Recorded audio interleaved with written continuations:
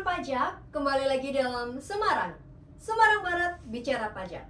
Bersama kami, penyuluh pajak KPP Pratama Semarang Barat. Saya Dea Deswita dan rekan saya, Oni Nuraini, yang pada episode kali ini akan membahas tentang PMK 80 tahun 2024 yang mengatur tentang tata cara pemberian fasilitas pajak pertambahan nilai atau PPNBM dan pajak penghasilan dalam rangka pelaksanaan proyek pemerintah yang dibiayai dengan hibah atau dana pinjaman luar negeri.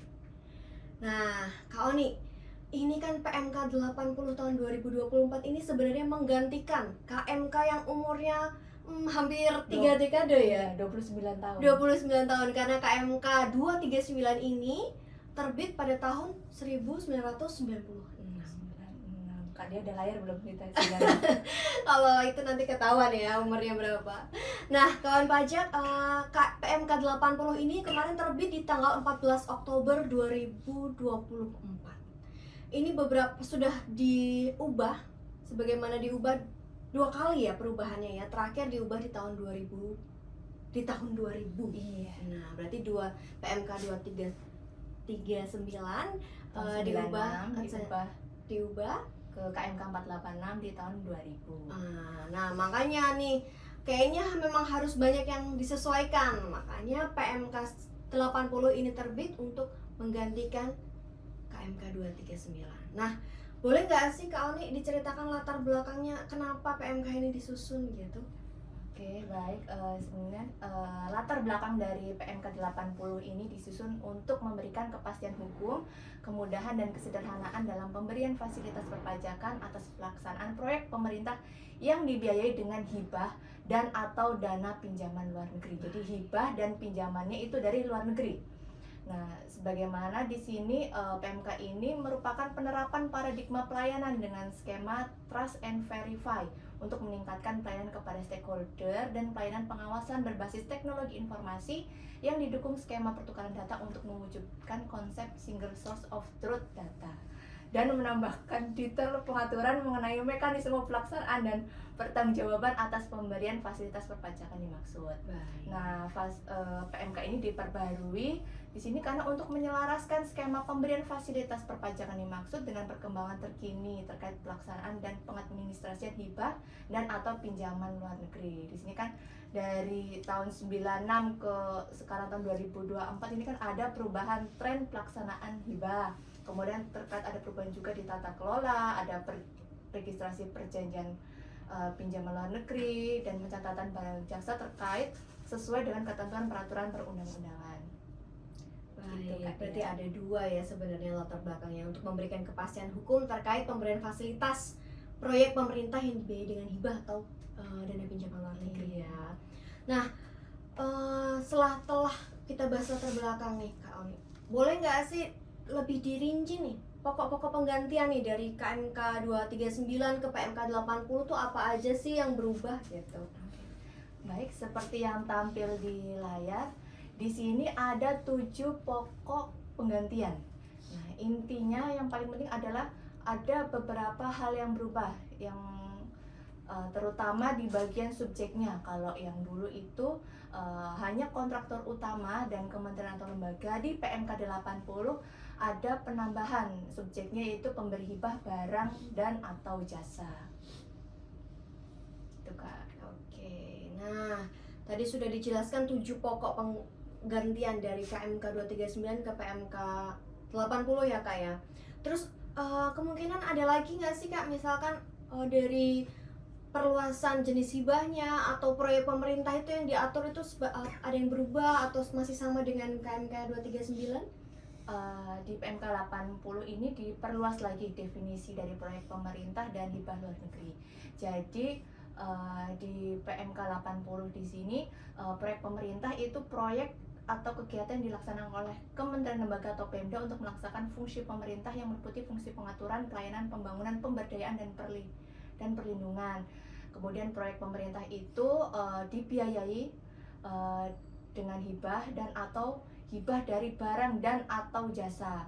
Kemudian atas proyek tersebut dilaksanakan dan dipertanggungjawabkan sebagai bagian dari APBN atau APBD Dan atas proyek tersebut barang diterima nanti akan dicatat sebagai PMN, dan kalau jasa yang diterima dari oleh penerima hibah ini dicatat sebagai beban jasa. Untuk definisi hibah luar negeri seperti yang sudah dijelaskan bahwa ada perluasan bahwa hibah dari luar negerinya itu bisa dalam bentuk devisa yang dirupiahkan, bisa rupiah, barang dan atau jasa yang tidak perlu dibayarkan kembali. Nah, untuk pinjaman luar negeri di sini utang yang diperoleh dari pemerintah di kreditor yang berasal dari luar negeri, di mana diikat suatu perjanjian pinjaman dan tidak berbentuk surat berharga negara yang harus dibayar kembali dengan persyaratan tertentu. Baik, berarti selain 7 pokok penggantian tadi juga ada perubahan definisi ya terkait proyek pemerintah dan hibah luar negeri serta pinjaman luar negeri ya Kak Oni ya. Nah, langsung kita membahas tentang subjek dan objek fasilitas perpajakan nih Kak Oni. Boleh dijelasin subjek-objek fasilitas perpajakannya? Iya. Jadi di PMK 80 ini ada 3 subjek. Yang pertama yaitu pendonor, pemberi hibah barang atau jasa. Di sini mendapat fasilitas PPN atau PPN tidak dipungut atas perolehan BKP atau JKP dari kontraktor utama. Nah, dikarenakan subjek pajaknya ini SPLN, subjek pajak luar negeri, maka tidak atas penghasilan ini PPh-nya itu tidak DTP. Jadi hanya memperoleh fasilitas PPN tidak dipungut atas perolehan BKP atau JKP. Subjek yang kedua itu adalah kementerian lembaga dan Pemda. Itu mendapat fasilitas PPN tidak dipungut atas perolehan BKP JKP dari KU, impor BKP dari luar daerah pabean atau melalui PLP. Kemudian ada pemanfaatan BKPTB dari luar daerah pabean ke dalam pabean, dan pemanfaatan JKP dari luar daerah pabean di dalam daerah pabean. Nah, untuk PPh-nya ini tidak ditanggung oleh pemerintah. Subjek yang ketiga itu adalah kontraktor utama. Kontraktor utama ini memperoleh 2 fasilitas, yaitu PPN tidak dipungut dan PPh-nya atas proyek pemerintah tersebut ditanggung oleh pemerintah atau DTP. Untuk PPN yang tidak dipungut ini atas impor, kemudian ada pemanfaatan BKP dan JKP-nya serta pemanfaatan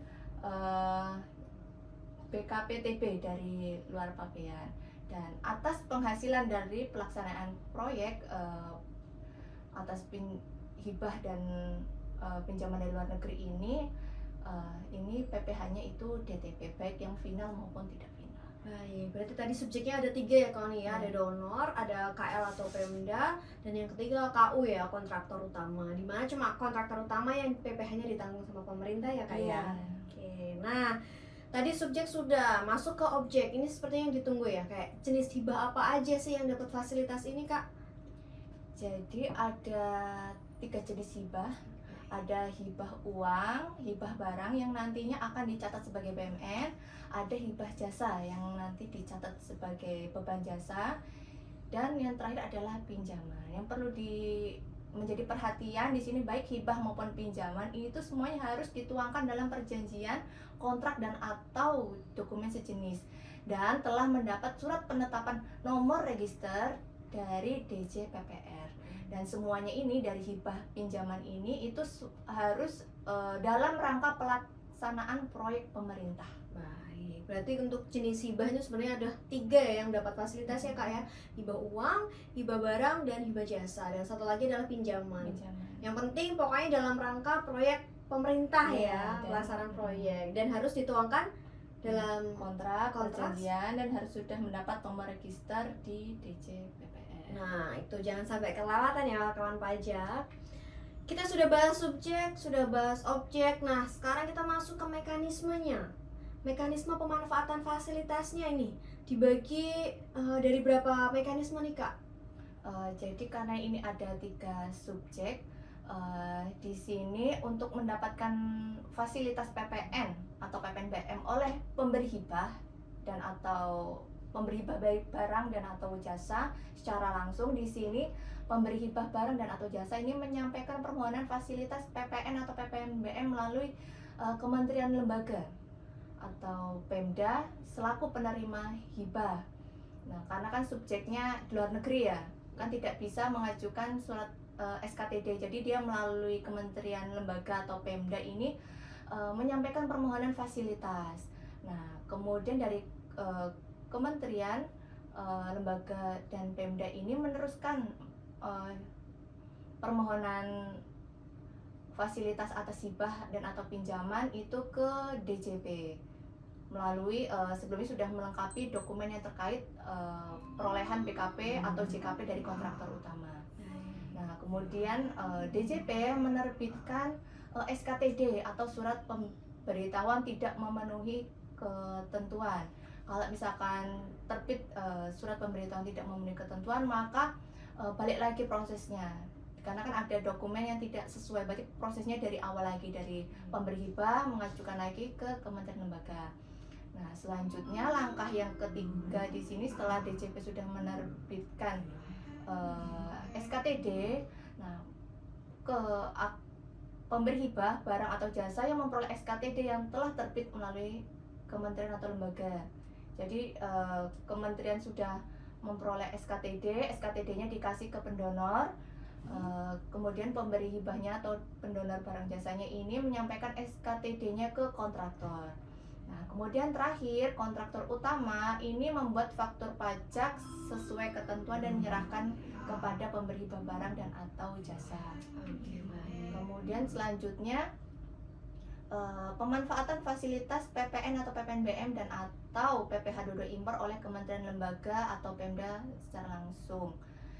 Tahapannya yang pertama di sini kementerian, lembaga atau Pemda menyampaikan permohonan fasilitas PPN atau PPNBM kepada DJP. Kemudian nanti DJP, kedua DJP menerbitkan SKTD atau surat pemberitahuan tidak memenuhi ketentuan. Kalau terbit SPTMK maka harus mengulangi prosesnya ke tahap 1. Nah, di sini kementerian, lembaga atau Pemda menyampaikan SKTD kepada kontraktor utama, subjek pajak dalam negeri. Kemudian kontraktor utama membuat faktur pajak sesuai ketentuan dan menyerahkannya kepada kementerian, lembaga atau Pemda. Dan dalam hal di sini lawan transaksi adalah subjek pajak luar negeri yang berkedudukan di luar pabean. Atas transaksi dimaksud dibuatkan dokumen sesuai dengan ketentuan yang berlaku. Oke. Nah, tadi kan sudah dijelaskan nih terkait yang mekanisme oleh pemberi hibah barang jasa ya Kak ya. Terus kemudian mekanisme pemberian fasilitas oleh KL, Kementerian Lembaga atau Pemda. Nah, mungkin ini kita bisa tampilkan ya fasilitas, pemberian fasilitas nih, mekanismenya gimana kalau yang pemberinya itu oleh kontraktor utama ya Kak ya. Ada 3 step ya Kak ya ini terkait pemberian oleh kontraktor utama. Iya. Jadi terkait dengan fasilitas PPNBM dan atau PPh 22 impor oleh kontraktor utama. Jadi kalau misalkan kontraktor utama ini impor, nah langkah pertama ini adalah startnya dari kementerian, lembaga atau Pemda menyampaikan pemberitahuan kontraktor utama kepada DJP. Kemudian DJP akan menerbitkan surat keterangan sebagai kontraktor utama. Nah, selanjutnya kontraktor utama menyampaikan informasi dan dokumen terkait pemanfaatan PKP, TB atau JKPLN kepada kementerian, lembaga atau Pemda. Nah, dari informasi dari kontraktor utama, kementerian, lembaga atau Pemda melakukan registrasi PKP atau JKP atas PKP, TB atau JKPLN yang akan diimpor atau dimanfaatkan oleh kontraktor utama kepada DJP. Kemudian DJP menerbitkan bukti registrasi PKP atau JKP. Nah, langkah ketiga setelah surat keterangan sebagai kontraktor utama dan bukti registrasi PKP atau JKP terkait kontraktor utama melalui kementerian, lembaga atau Pemda, kontraktor utama dapat menyampaikan permohonan fasilitas PPN atau PPNBM. Nah, atas permohonan fasilitas tersebut DJP menerbitkan SKTD. Nah, kemudian atas impor atau pemanfaatan PKP-TB atau JKPLN yang dilakukan, kontraktor utama membuat dokumen ketentuan yang berlaku. Di sini dalam hal KU merupakan SPLN, maka proses pembuatan fasilitasnya hanya berhenti di step 2. Baik, berarti kita harus benar-benar pahami ya step 1, step 2, step 3 ini ya Kak ya, sampai DJP menerbitkan SKTD atau SPTMK kalau memang ditolak gitu ya. Iya, Nah, tidak memenuhi. kalau tidak memenuhi, DJP mengeluarkan SPTMK, kalau memenuhi menerbitkan SKTD. Nah, ngomong-ngomong soal SKTD nih Kak, surat keterangan tidak dipungut. Ketentuannya tuh gimana sih Kak terkait SKTD ini? Jadi ada ketentuan terkait dengan SKTD. Jadi SKTD ini diajukan per transaksional. Baik. Transaksional di sini adalah sesuai dengan per kontrak atau per perjanjian. Nah, di sini kedua, untuk mendapatkan fasilitas PPN atau PPNBM tidak dipungut, pemanfaat fasilitas harus telah memiliki SKTD sebelum saat terutangnya PPN atau PPNBM sesuai ketentuan peraturan perundang-undangan di bidang perpajakan. Jadi istilahnya sebelum melakukan transaksi harus sudah megang SKTD. Ibarat kayak kita mau nonton bioskop nih Kak Dea, kita harus beli tiket dulu baru bisa kita nonton. Kita kan nggak Gitu bisa tiba-tiba langsung masuk ke ruangan tanpa megang tiket kan, nggak langsung di Nggak stop bisa sama ya. mbak-mbaknya kan. Oh iya, udah lama sih Kak Oh nonton nggak bioskop, nonton jadi sama lupa. Kak. Jadi begitu ya, berarti sebenarnya memang harus diajukan dulu dan kemudian diyakini dulu sudah terbit dulu ya, baru melakukan transaksi gitu. Iya. Nggak boleh kita misalkan udah saya udah mau hibah nih, tapi SKTD-nya baru mau diproses, mau diajuin, itu nggak bisa ya Kak Nggak ya? bisa. Dan cuma satu kali per transaksi ya, Iya. bukan untuk dalam kurun waktu berapa lama gitu. Enggak per kontrak per perjanjiannya. Oke, Kemudian SKTD ini berlaku sejak tanggal diterbitkan sampai tanggal 31 Desember dari tahun kalender. Jadi kalau misalkan permohonan SKTD-nya ini diajukan di bulan Januari sampai dengan November, maka berlaku sampai tanggal 31 Desember di tahun berjalan. Nah, kalau SKTD ini diterbitkan di bulan Desember, maka dia berlaku 1 tahun kalender saat di 31 Desember berikut. Jadi misalkan dia ngajunya di Desember ini, di 2024, maka SKTD-nya akan berlaku sampai 31 Desember 2025. Oke, baik. Berarti ini wakalan pajak yang misalkan belum mengurus SKTD dan sekarang kayaknya udah Desember biar berlaku setahun, ayo sekarang kita ajukan ya sebelum akhir tahun nih. Nah, selanjutnya kita akan bahas nih ketentuan terkait pembuatan faktur pajak. Kan tadi udah nih, sudah punya SKTD, terus sudah mau lakukan hibah, sudah ada transaksi. Terus penulisan di fakturnya gimana? Pakai kode berapa? Terus nanti penulisan lawan transaksinya gimana, nominalnya gimana, akan kita bahas. Yang pertama gimana nih Kak? Ya, untuk pembuatan faktur pajak di sini kan karena tidak dipungut, kodenya adalah 07. Baik. Nah, untuk pengisian di faktur pajak di sini untuk kolom identitas, pembelinya adalah identitas pihak yang memperoleh BKP. Kemudian untuk jenis barangnya ini diisi nama dan uraian BKP atau JKP sesuai SKTD. Nah, untuk kode capnya ini diisi PPN atau PPNBM tidak dipungut berdasarkan peraturan pemerintah nomor 42 tahun 95. Nah, untuk kolom referensinya diisi dengan nomor register perjanjian PHLN yang diterbitkan oleh DJPPR dan nomor SKTD yang sesuai.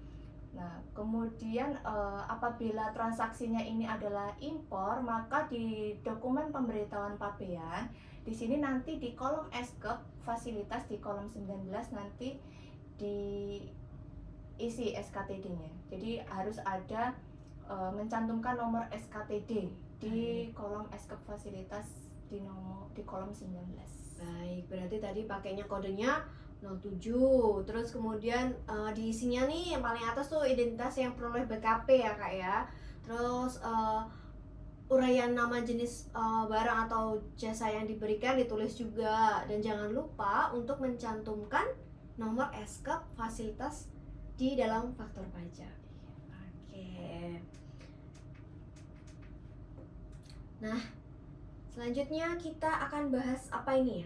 Pemberian fasilitas PPh yang ditanggung pemerintah bagi kontraktor utama ya Kak ya. Tadi kan udah ada 3 step ya. Mungkin bisa lebih diperinci Kak step-stepnya. Iya, jadi kontraktor utama ini bisa, tadi kan PPN ya.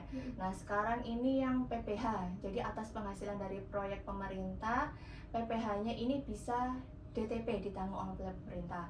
Nah, langkah-langkah yang perlu dilakukan, yang pertama adalah Kementerian Lembaga atau Pemda menyampaikan surat pemberitahuan kontraktor utama ke DJP. Nah, kemudian DJP bisa menerbitkan surat keterangan sebagai kontraktor utama atau surat pemberitahuan tidak memenuhi ketentuan atau SPTMK. Kalau terbit SPTMK maka langkahnya prosesnya diulang lagi dari awal. Nah, setelah terbit surat keterangan sebagai kontraktor utama, di sini kontraktor utama menyampaikan permohonan fasilitas PPH DTP setelah memperoleh surat keterangan sebagai KU. Nah, kemudian DJP menerbitkan surat keterangan fasilitas PPH DTP. Nah, surat keterangan fasilitas PPH ini berlaku sejak tanggal diterbitkan sampai dengan tanggal berakhirnya proyek pemerintah sebagaimana tercantum dalam perjanjian, kontrak, dan atau dokumen sejenis. Nah, langkah terakhir di sini adalah KU harus menyampaikan laporan realisasi atas pemanfaatan fasilitas PPH, dan menurut laporan realisasi hanya dapat diakses oleh KU yang didaftarkan oleh Kementerian Lembaga atau Pemda sesuai dengan surat keterangannya. Nanti tadi step-step 3 step juga ya, tadi yang PPN juga 3 step, yang PPH juga 3 step. Nah, selanjutnya kita kulik lagi nih terkait pemanfaatan fasilitas yang ditanggung pemerintah oleh kontraktor utama. Itu kan ada PPH final dan tidak final ya Kak ya. Rinciannya gimana nih Kak? Jadi PPH terutang yang diberikan fasilitas DTP itu dari sisi kontraktor utama ada 2 jenis, yaitu PPH final dan tidak final. Nah, untuk PPH final yang sehubungan dengan pelaksanaan proyek pemerintah yang dibiayai dengan uang, dengan hibah uang dan atau pinjaman, ini PPH akan dipotong atau dipungut oleh Kementerian Lembaga atau Pemda. Nah, kemudian di penyampaian SPT masa oleh Kementerian Lembaga atau Pemda dianggap sebagai penyampaian laporan realisasi kontraktor utama. Nah, kemudian atas penghasilan yang diperoleh dari hibah barang dan atau jasa, di sini PPH-nya dihitung dan dilaporkan dalam SPT masa PPH oleh kontraktor utama, dan kontraktor utama wajib menyampaikan laporan realisasi di SPT masa PPH. Nah, untuk penghasilan tidak final yang dibiayai dengan hibah uang dan atau pinjaman, ini dibebaskan dari pemotongan atau pemungutan PPH oleh Kementerian atau Pemda. Nah, di sini laporan realisasi dan KU wajib menyampaikan laporan realisasi dan melampirkannya dalam SPT tahunan. Kemudian atas PPH tidak final dari hibah barang dan atau jasa, ini KU wajib menyampaikan laporan realisasi dan melampirkannya di dalam SPT tahunan. Nah, berarti kan tadi sudah dijelaskan terkait PPH yang diberikan fasilitas baik secara PPH final maupun PPH tidak final ya Kak ya. Nah, kita bahas realisasinya nih, laporan realisasi setelah tadi diajukan pemanfaatan fasilitas gimana Kak?